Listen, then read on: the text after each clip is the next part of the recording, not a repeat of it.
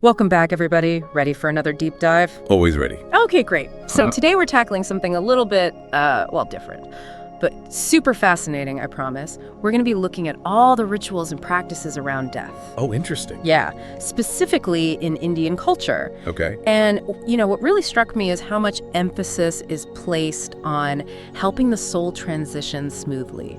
It's less about mourning and more about, practical actions and their energetic effects.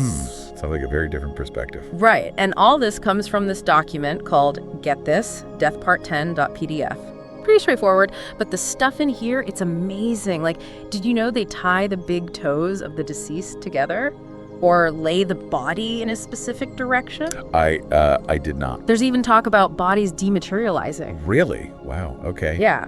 So we're going to unpack all of that, and I think it's going to challenge a lot of our Western ideas about death. Ready to dive in? Let's do it. Awesome. So the document really stresses this difference between diagnosing death, medically, and declaring it, energetically.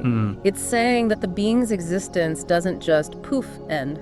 I see. So even though the body might be, technically dead, the essence of the person, their being, continues. Exactly. And transitioning from being in a body to not having one, that must be so disorienting. Well, just think about it. Oh, absolutely. And the document says that in Indian culture, those who are present during that time, they can help ease the transition with the right rituals. Oh, wow. That's pretty beautiful.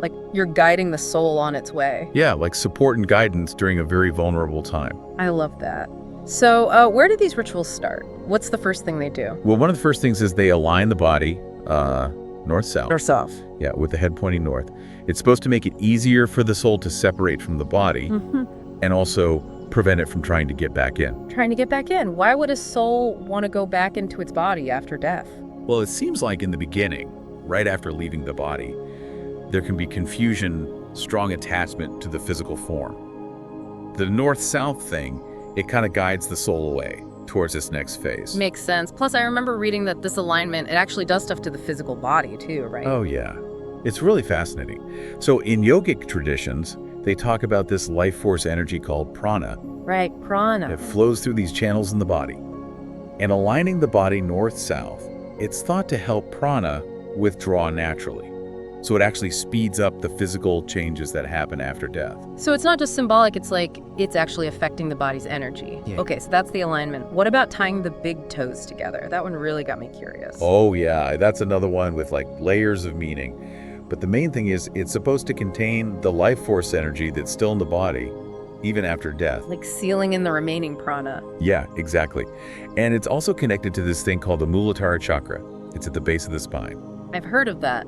So tying the toes, it closes this chakra, which stops prana from leaking out. And it also protects the body from, negative influences. Negative influences, like what? Well, this Muladhara chakra, it's like the root chakra, the base of our energy system. The foundation. Yeah, and after death, it's vulnerable. The document says there are certain practices out there that could try to, exploit that, especially if the person didn't die peacefully. So tying the toes is like a safeguard. Okay, that's pretty intense. But it also makes sense. It's not just about the physical body, right? It's about protecting the soul during this vulnerable transition. And who came up with this stuff? They must have had such a deep understanding of energy and consciousness. Yeah, it's really a testament to how profound their understanding of life and death was. It's not just an end, it's a whole process, an energetic process. And the soul has to go through this journey. Exactly. So we've got the alignment, the toe tying, both to protect the soul and its energy. What's next in this ritual sequence? Well, then they wash and clothe the body. Okay, right. But it's not just about hygiene or presentation. Washing the body with water, that actually helps the prana leave completely. Oh, interesting. So the water's like a cleansing agent for energy. Yes, precisely. Yeah. It brings the body back to a pure, still state, and then they cover it with just a simple white cloth. Huh. So even the clothing has meaning. Oh, definitely. White reflects light and heat, which helps the body decompose naturally. So they're not trying to preserve it or anything? No, it's the opposite. It's about letting the body go back to the elements quickly and naturally. Quite different from how things are done, in modern times. Yeah, embalming and all that. Right, that just delays the natural process. The traditional way is about acceptance, letting the cycle of life and death just, flow. It's about non-interference, letting nature do its thing. Okay, so there's the washing, the clothing. What else is there to this stage? Well, the document also talks about things you shouldn't do around a dead body. Might sound like, superstitions at first, but they're all based on this understanding of energy. Okay, I'm all ears. Tell me what not to do and why. For instance, Yeah. don't sleep near the body. Don't sleep near it. Got it. Why not? Because when we're asleep, our energy is more open, more receptive, Yeah. so we're more susceptible to the energies coming from the body. Oh, makes sense. Like we're more vulnerable when we're asleep. Yeah. And don't cook or eat near the body either. No cooking or eating. Okay, why not? Food is prana too, right? Right. So it can actually draw in the life force energy that's leaving the body, and that's not good. Not good at all. Okay, yeah. Don't want to be absorbing that. So it's all about being respectful of this energy transition, not messing with it. What else should we not do? Well, try not to touch the body too much. Yeah. Unless you absolutely have to, of course. Okay, yeah. No unnecessary touching. Got it. It's about respecting the body, even in death. Yeah. Letting the soul leave peacefully. And they also talk about keeping a lamp burning near the body. Oh, yeah. I've seen that in movies, but I never knew what it meant. Well, the lamp, it's a symbol of purification, a guide for the soul. A guide. Wow. Yeah. The flame creates this sacred protective atmosphere. And where they put the lamp, it actually depends on how the person died. Oh, really? If it was a normal death, they put it at the feet. But if it was like an elevated exit, like a yogi who consciously leaves their body, then they put it at the head. Fascinating. So they really tailor these rituals to the individual and their life and death. It's incredible how detailed it all is. Absolutely. Nothing's left to chance. Every action has a purpose, both energetically and symbolically. Man, this is so much deeper than I ever imagined. We've covered the alignment, the toes, the washing, the stuff to avoid, the lamp, and it feels like we're just scratching the surface here. Oh, yeah. This is just the beginning. There's so much more to explore, like how they handle the belongings of the deceased and the whole thing about cremation versus burial. Okay, well, I'm definitely ready to hear more. This is just mind-blowing. Let's get into it. All right, let's do it. So we were talking about non-interference, letting nature do its thing. And that kind of leads us to how they handle the belongings of the deceased. It's all about letting go, Yeah, even stuff like material possessions, they're part of this whole energy dance too. Exactly. And the document, it really emphasizes this thing about quickly getting rid of the person's belongings. Yeah. Not like as inheritance or anything. It's for a different reason. Really? So you don't keep family heirlooms or anything? The idea is to stop the soul from clinging to these objects, Yeah. to familiar energies. Spreading the stuff around, it helps the soul detach from the material world, move on. That's interesting. But it seems kind of harsh, People are grieving. They might want to hold on to things for comfort. Yeah, I get that. And the document, it acknowledges that. It's not about ignoring grief. It's more like sometimes holding on to those things, it actually makes it harder for the soul to move on. And for the living to find peace, too. It's like you're giving both the soul and the loved ones a chance to let go and move on to something new. Yeah. And it keeps those things from becoming obsessions or sources of prolonged grief. It's a way to honor the person's memory, but also acknowledge that life and death, they're a cycle. Right, a cycle. It's that theme again, respecting the soul's journey. What happens in the physical world affects energy. Exactly. And that brings us to another big decision. Cremation versus burial. The document actually has some pretty interesting takes on this. It says the best choice depends on how the person died. So it's not like one is always better than the other? No, not at all. They say cremation is usually best for people who died suddenly. Yeah. Or lived a, what they call a flamboyant life. Flamboyant. What does that even mean when we're talking about death? Well, they mean people who lived intensely, had a lot of experiences, maybe even some unfinished business, energetically. Like they didn't resolve some things. Right. Cremation is supposed to create a clean break from the physical. So there's no chance of any of that stuff lingering, or even worse, being misused. Misuse? You mean like those practices we talked about before, the ones that could target the soul? Yeah, exactly. Cremation is like a safeguard. It makes it much harder for anyone to mess with those energies. So it's about protection. Okay, so that's cremation. When do they bury the body then? Burial is more for people who died peacefully, like of old age, or for those who consciously left their body, like, accomplished yogis. I see. If they've already started separating from their body, there's less need for that intense fire, I guess. Exactly. And even with burial, there's specific things they do, like using salt and turmeric. Salt and turmeric, like the spices? Seriously, what for? I know, right? It sounds weird. But they're supposed to be purifying, they speed up decomposition, and keep grave robbers away. Oh, right. So it's practical and energetic. Yeah. Back in the day, people were really worried about bodies being stolen for certain rituals. Salt and turmeric were like a protection. So it seems like every detail, every little thing in these rituals has a reason behind it, both practical and how it affects energy. What else does the document say about cremation versus burial? Oh, they also compare the energy of the places where these things happen. Yeah. Cremation grounds versus burial grounds. It's pretty wild, actually. Yeah, that's always kind of freaked me out. What's the difference? Cremation grounds, they're described as being very active, alive with energy, like it's a place of transformation. Yeah. But it can be intense, even a bit much for some people. Yeah, I can imagine. Like the line between life and death feels really thin there. Right. Burial grounds, though, they're more stagnant, heavy energy, not necessarily bad, just different. Because of the slow decomposition, I guess. So cremation is like a fast, powerful energy release, and burial is more gradual. That's a good way to put it. And it comes back to that idea of helping the soul and the living move on. Cremation is final, a clear break. Burial is maybe more like a slow letting go. Man, this is fascinating. So much wisdom packed into these practices. What happens after the cremation or burial, though? Did the document say anything about that? Yeah, they talk about bringing the body home first. Bringing it home before the cremation or burial. That seems, logistically difficult, wouldn't it? Well, yeah, especially now. But back then, people were more connected to their land. Their whole life was in one place. So dying and being laid to rest there, it was really significant. Like closing the loop, returning to their roots. Exactly. But the document gets that, nowadays people move around a lot, so it's not always possible. Or even as meaningful, maybe. So they've adapted the practice. Yeah.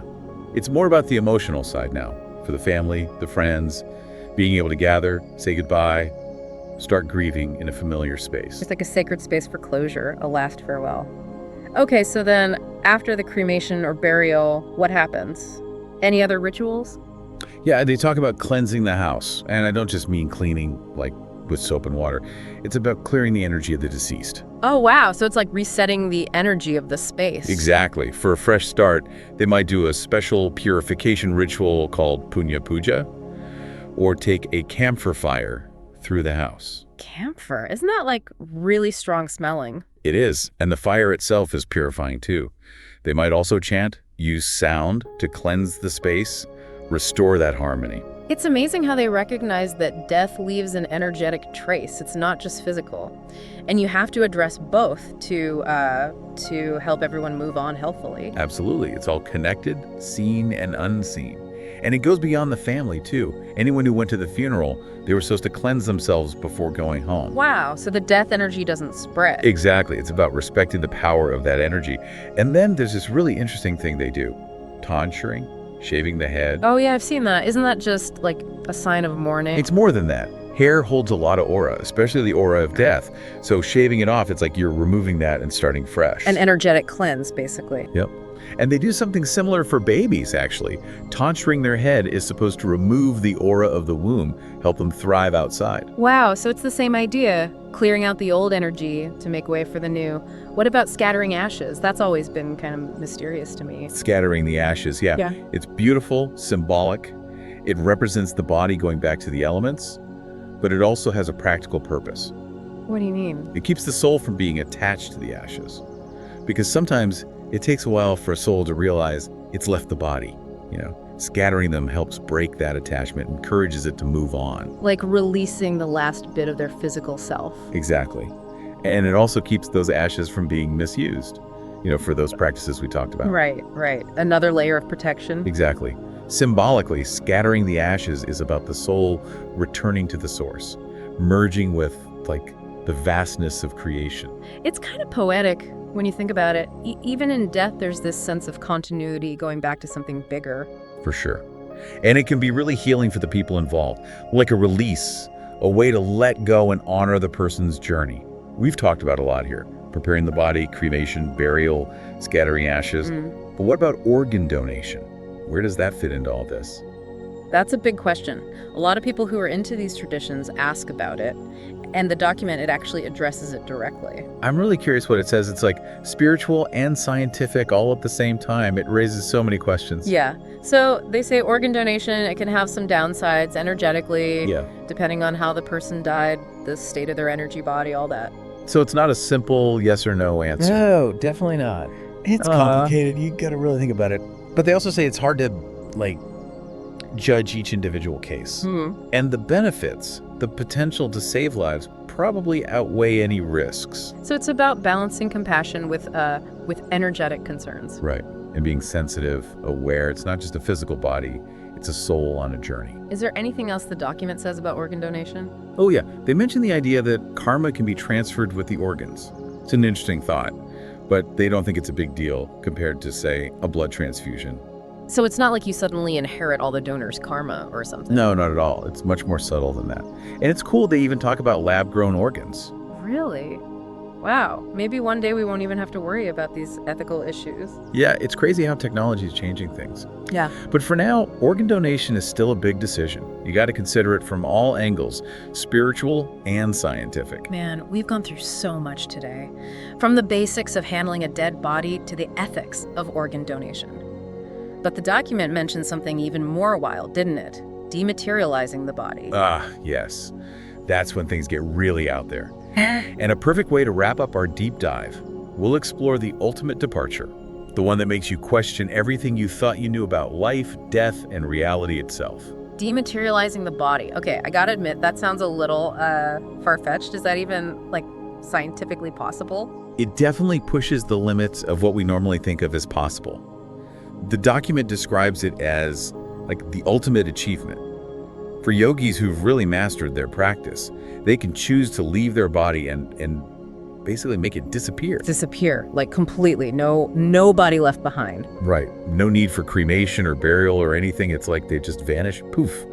The document says it's the result of, like, a lifetime of spiritual work, mastering the elements that make up our physical form. Elements, you mean like earth, water, fire, air. How can someone control those? It's not so much about controlling them, but understanding them on a deeper level, like how their energy works within us. They say mastering the earth element is key for this dematerialization thing. But if you, like, really understand the earth element, you can just, I don't know, will your body to go back to it? That's crazy. But has anyone actually done this? Like, for real? Well, the document has some pretty interesting stories. Like, there's this one about a puddle of water appearing near these things called Linga Bhairavi yantras. What now? Yantras. They're like energy devices, powerful ones. And the idea is some being used the yantra to dissolve their body, and all that was left was this puddle. So like a little trace of their energy, like a footprint, but in reverse. A sign that they left, not that they were there. Yeah, exactly. Yeah. It's like a subtle clue that something amazing happened. And there's this story about a Tamil saint, Ramalinga Adigal. He said he was going to leave his body, locked himself in a room, and when people finally got in, he was gone. Whoa! Vanished without a trace, like he just, I don't know, transcended the physical world. Are there any other stories like that? Oh yeah, there's one about a Tibetan master, Sonam Namgyal. They say he dematerialized, leaving behind only his nails and hair. Okay, that's both amazing and a little creepy. Do the documents say anything else about this process? Like, is it dangerous or anything? They do mention that some occult practices can also lead to dematerialization. Yeah. But they warn against it. Say it can be risky, ethically messed up, like messing with the balance of energy in the universe. So it's not something you just try for fun, huh? Yeah. Sounds like it takes serious dedication, pure intentions to even get close to that level. Yeah, it's not about power or escaping life. It's about transcending limitations, merging with something bigger.